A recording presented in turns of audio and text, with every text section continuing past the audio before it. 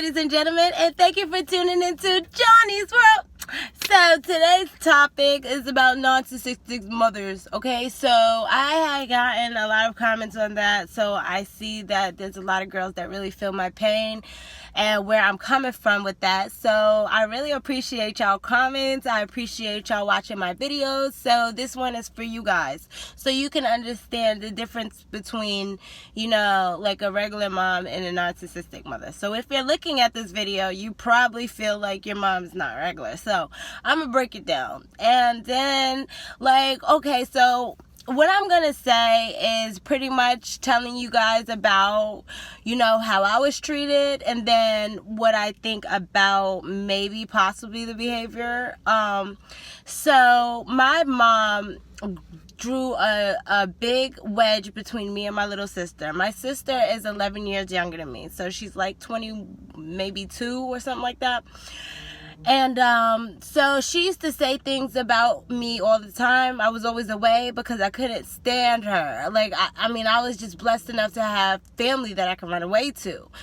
And, you know, usually my videos are 3 minutes long, but I'm going to make it a little longer because you guys have been so patient with me and been waiting, and I really want you to know that I understand. So back to the story. So my little sister, you know, she never respected me. So she would say, you know, like curse me out. One time she said in Thanksgiving, go home and eat your own fucking food or something like that. And then, you know, that was the first time I ever put hands on her, but it went too far. It went way too far. I'm sorry, I need a drink. I'm talking about this, and it really puts me in a terrible place. So, couple shots for me.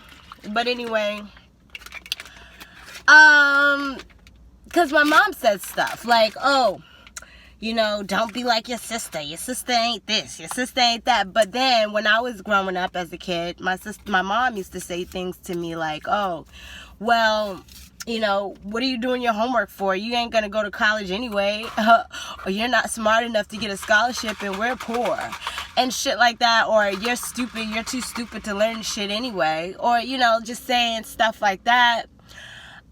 There was so many nights where I cried myself to sleep, and I just couldn't understand why I was treated so bad. Like, I gotten older, and my mom said really horrible things like, oh, you got hit in the head. Well, no, she said something about I fell out the high chair, and when I fell out the high chair, I cried because I hit my head.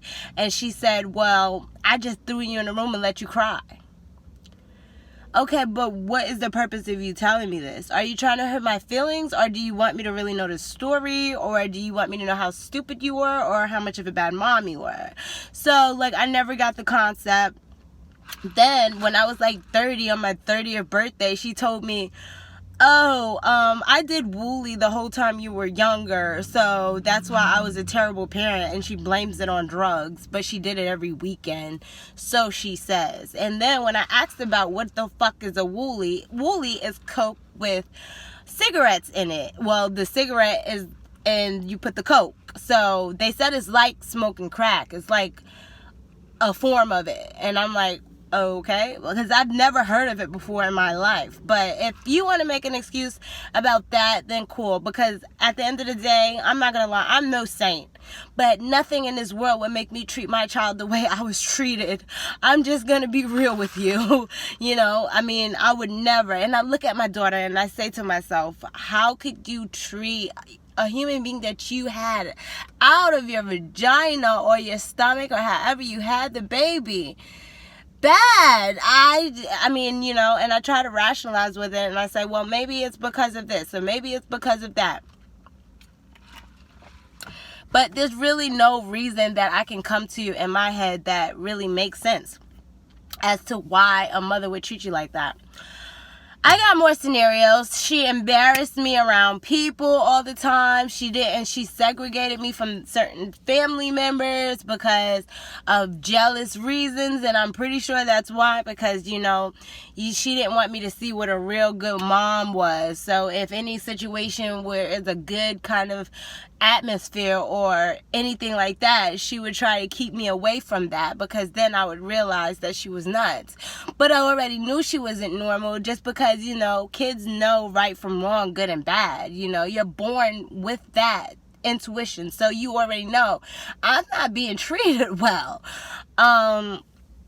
Yeah, I got screamed at for every little thing. One time I told my mom someone was on the phone.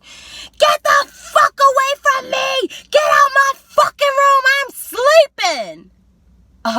Oh, my bad. I never interrupted her again. You know, it's just things like that. And, you know, those things really hurt my feelings. But when I got older, I'm like, you know what? I have a voice. I could speak how I was treated, because the narcissisticness is like, okay, you're the daughter, so you always want to accept your mom, you always want to forgive your mom, you always want to have a relationship with her because it's your mother. It's human nature, so don't feel bad about it.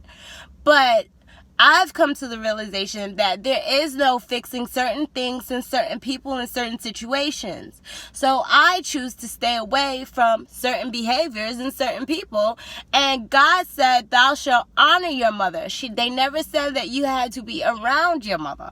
So if your mother makes you unhappy and sets you back with your feelings of knowing who you are, you need to do what's best for you. And that's my advice for anybody that's going through or went through the same situation that I'm going through. And I hope that you use your voice, or, you know, comment and subscribe to my channel, because I talk about relationships, I talk about it all. Like, I just want everybody to understand, you know, that I have a say. I have something to say. I'm going to say it. And, you know, I'm starting to believe in myself more and more as I do it. But I just want you guys to know that nobody's going to love you like you love yourself.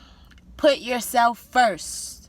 Don't put nobody else before you, regardless whether they had you at their vagina or not. Oh, and one last scenario I wanted to say. She loves to, like, when she was in and out, she would take the pictures and it would look like one big happy family, so everybody thought we were good, when really every chance she got, she hurt my feelings and say the sharpest things that will hurt the crap out of you. But anyway, I have more, and I would love comments. I love to interact with the people that, you know, have the same struggles as me, and we're gonna get through this together. And again, thank you so much for all of my followers. Please subscribe to my channel, and I love you guys. Mwah! And thank you for tuning into Johnny's World. Till next time.